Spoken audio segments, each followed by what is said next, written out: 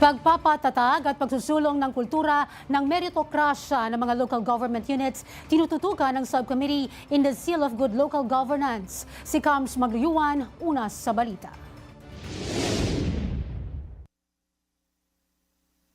Tinutulak ng Subcommittee on the Seal of Good Local Governance ang mga panukalang batas na may kinalaman sa pagsulong ng kultura ng meritocracy sa mga local government units. Isa sa mga panukalang batas na mabusising tinalakay ay ang House Bill 6145 at ang tatlong ipagsasama-samang batas na tumutukoy sa performance measurement tools at reward system sa bansa, ang House Bill 1110, 6067 at 6129. Inaamyendahan ng mga batas na ito ang RA 11292 o ang Seal of Good Local Governance Act of 2019.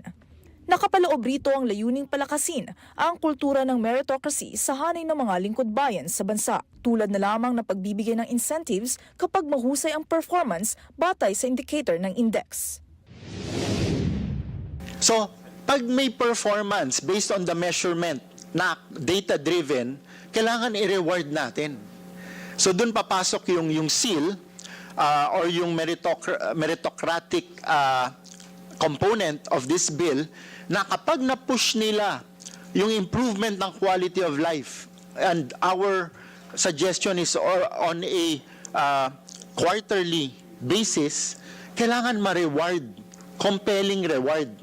Binibigyang halaga rin nito ang pagkilala sa husay at galing ng isang empleyado na magkakaroon ng promosyon na batay muli sa pinapakitang mahusay na performance at hindi dahil sa political na koneksyon. Base sa mga tinalakay sa loob ng pagdinig, ito ang nakikitang paraan ng mga mambabatas upang mas pag-igihan pa ng mga opisyal ang kanilang paninilbihan sa bayan at mabigyan naman sila ng patas na pagkilala sa kanilang galing sa serbisyo. Show me the incentive, I'll show you the outcome. Pag yun po nangyari, tas may mga local government unit na napupush yung quality of life in that certain jurisdiction, tapos nire-reward natin, magsusunuran po lahat. Kasi magpapagalingan. The motivational factor would be the incentive, plus, syempre, ipapublish natin lahat ito, syempre, yung pride nung LGU na hindi lang tayo nakatanggap ng incentive that further improved our quality of life because of the compelling resources that we received as incentive.